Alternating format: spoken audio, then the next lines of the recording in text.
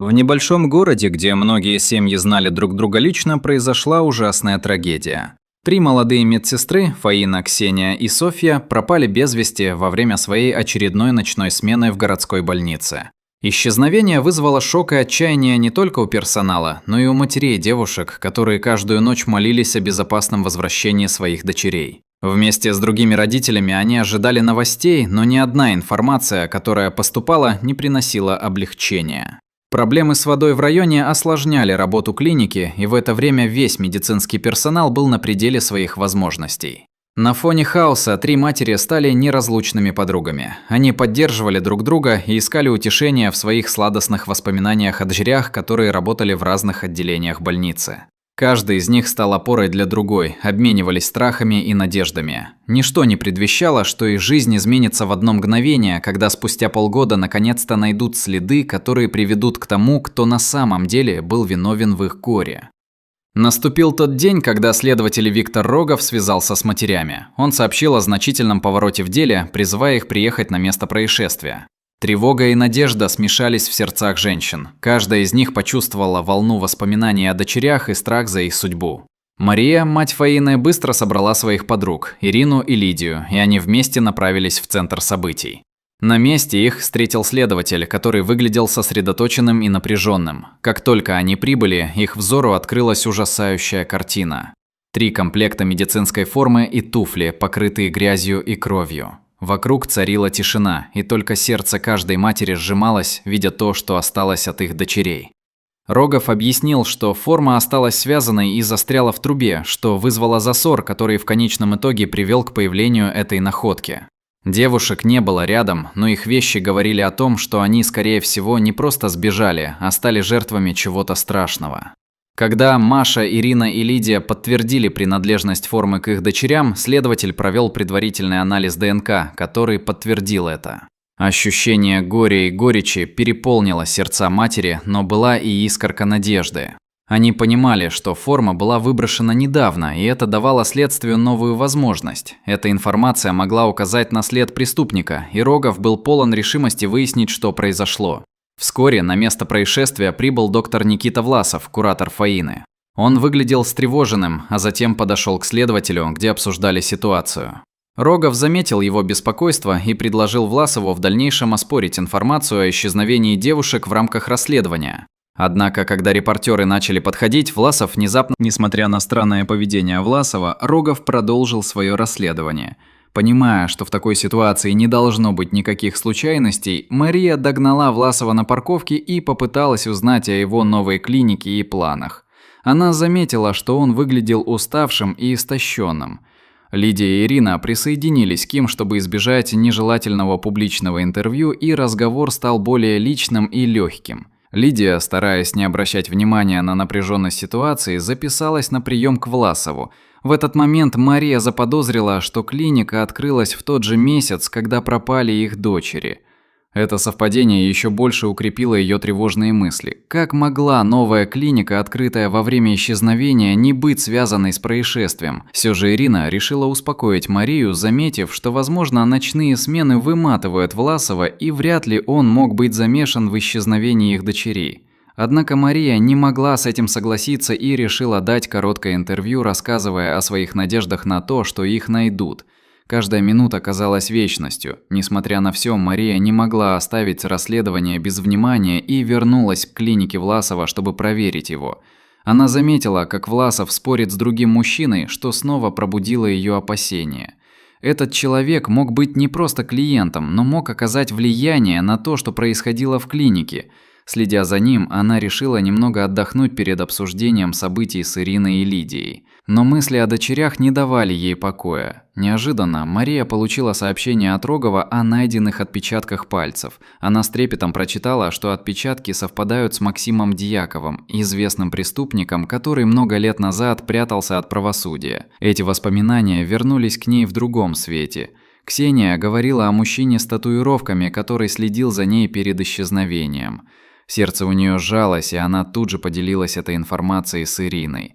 Виновность – вот к чему они тянулись, но с каждым поворотом ситуация становилась все тяжелее. Ирина солгала, что Ксения видела того самого мужчину с татуировками на улице Сосновой, где у них была клиника. Они быстро обсудили, что надо рассказать Рогову о странном поведении Власова и этом загадочном мотоцикле. Однако без поддержки и доказательств это могло оказаться пустой тратой времени. Мария все еще считает, что Власов связан с делом и делится своими подозрениями с Ириной. Обе подруги обсуждали все детали, в итоге Мария решает поехать вместе с Лидией на прием к Власову, чтобы воочию проверить клинику. По дороге она рассказала Лидии о письме от Рогова и их недавних разговорах.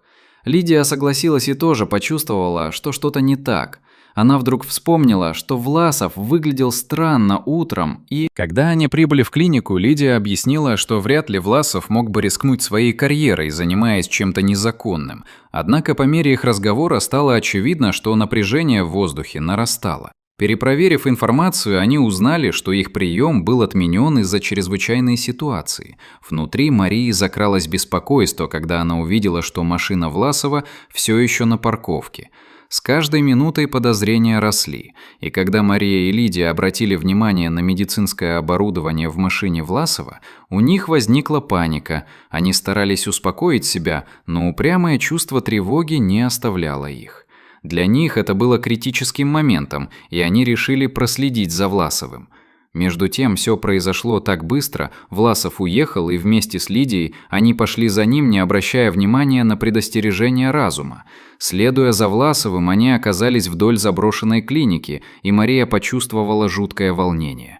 Она заметила черный мотоцикл, который видели утром, и в ее душе возник ужас. Сердце билось все быстрее, и Лидия, охваченную страхом, звонит Рогову, чтобы сообщить о подозрительных действиях, которые они наблюдали за Власовым. Рогов был готов к подобным подходам как раз когда они начали проверять его еще утром. Когда полиция наконец прибыла на место, они заняли позиции вокруг клиники, и Рогов объяснил им, что его подозрения явно были не напрасными. Каждая секунда была важна, чтобы предотвратить дальнейшие разрушения. Полицейские окружили клинику и приказали Власову выйти с поднятыми руками. Вся жизнь, которую они так долго искали, могла зависеть от этого момента. Власов и Дьяков были арестованы, но это не была единственная радостная новость. Когда из клиники вывели 3 женщин, стало ясно, что это Фаина, Ксения и Софья, медсестры, которых искали полгода. Каждая из матерей узнала своих дочерей и стремительно побежала к ним. Объятия были полны слез, радости и страха, но в конце концов они были вместе. Медсестры были истощены и дезориентированы, но они были живы, и именно это было важнее всего в настоящий момент. Скорая помощь увезла их в больницу, где они наконец получили необходимую помощь. Как выяснилось, Власов планировал избавиться от медсестер, чтобы устранить свидетельства, но Дьяков на самом деле не смог их убить. Медсестер держали в заброшенной клинике, притом условия содержания были ужасными, но Дьяков использовал их как рычаг давления на Власова, заставляя его делать то, что ему было нужно. Власов оказался в ловушке, но не собирался сдаваться. Он медлил с выполнением требований Дьякова, который требовал от него пластической операции как единственного способа избежать правосудия. Хотя Власов тянул время, Дьяков признался, что выполнил грязную работу по приказу Власова и скрывался в заброшенной клинике, следя за медсестрами, что лишь усиливало их страхи и беспокойство. Фаина, пережившая ужасное испытание, поделилась, что Власов подделывал записи, вел себя неподобающе и использовал их клятвы как козырь против них.